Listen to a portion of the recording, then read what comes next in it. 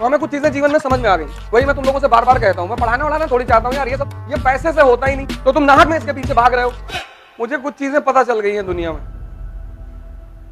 उसमें से एक चीज ये पता चली है कि जितना जलोगे उतना निखरोगे, और कोई नियम ही नहीं है ही नहीं। इसीलिए राम ने अपने बेटे को जंगल भेज दिया, यही वजह थी, और कोई वजह थोड़ी थी। जंगल में ऐसा थोड़ी जंगल में गए छोड़ आए, आश्रम में थे, महल में जन्म नहीं हुआ।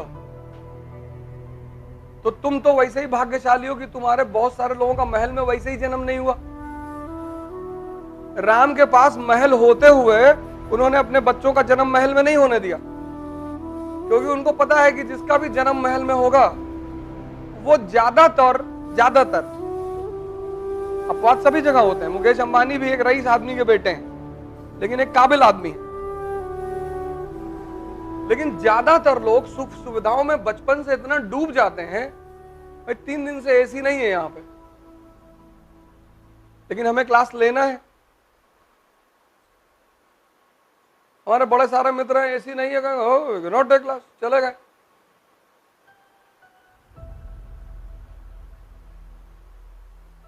तो हमें कुछ चीजें जीवन में समझ में आ गई। वही मैं तुम लोगों से बार बार कहता हूं, मैं पढ़ाने वढ़ाना थोड़ी चाहता हूं यार, ये सब तो किताब में लिखा है, जाओ पढ़ो।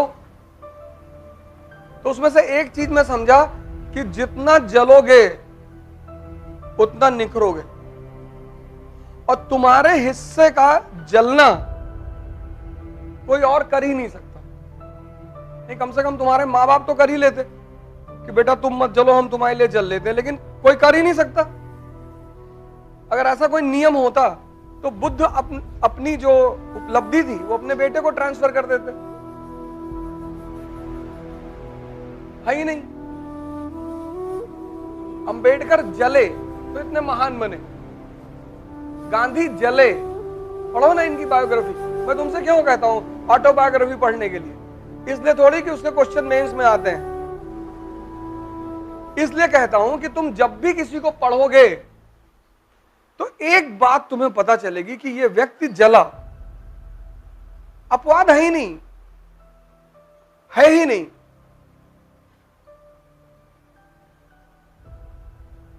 है ही नहीं। और जिनको तुम भोग करना चाहते हो,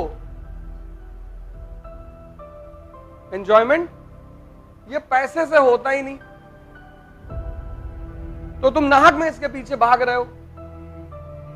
ये भोग होता है शक्ति से, पावर, और पैसा शक्ति का गुलाम है। यही तो हिंदू धर्म की सीख है। विष्णु शक्ति है और लक्ष्मी जी उनकी वाइफ है। यही तो कॉन्सेप्ट है। और कॉन्सेप्ट क्या है? तुम अगर लक्ष्मी जी के पीछे भागोगे तो वो अपने आदमी को थोड़ी छोड़ेंगी।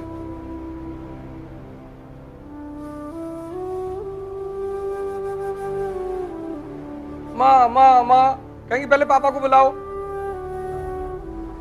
वो तो कहेंगी पहले पापा को बुलाओ, और तुम पापा पे ध्यान ही नहीं दे रहे हो। और पापा यानी शक्ति। तो मां तुम्हारे घर आएगी, एकदम आएगी, लेकिन पहले पिता को तो बुलाओ, और पिता यानी शक्ति, और उस शक्ति के लिए तुम्हें जलना पड़ेगा। एक बता दो मुझे कोई आदमी, और फॉर्च्यूनर तुमने ले ली कि इसको भोगेंगे, इसका 1 लाख रुपया महीना खर्चा है, ये तुमको भोगने लगेगी, ये भिखमंगा कर देगी। तुम इसको लिए तो थे दूसरों को दिखाने के लिए, कुछ दिन बाद तुम्हारा ही कपड़ा फटा है, लोग ही देखेंगे तुमको। इसीलिए धर्म का एक बड़ा सिद्धांत है अपरिग्रह। अपरिग्रह, किसी भी धर्म को देखोगे तो उसमें सिद्धांत है अपरिग्रह। किसी चीज का उपभोग करना है, तो शक्ति रहेगी तो फॉर्च्यूनर वाला तुम्हारे पास खुद ही आएगा कि दादा वो सीएम साहब से काम है, 5 मिनट आप चले चलते गाड़ी लेकर आए हैं, और वो पान खाते हैं हम रास्ते में, वो गुड्डू है ना, अरे गुड्डू पीकदान लियो, हाँ ये दादा पीछे बैठेंगे, आप पीछे करके थूकते रहिएगा। और बीच में हम जब सिगरेट पिएंगे तब तो हमारे मुंह पे मारिएगा।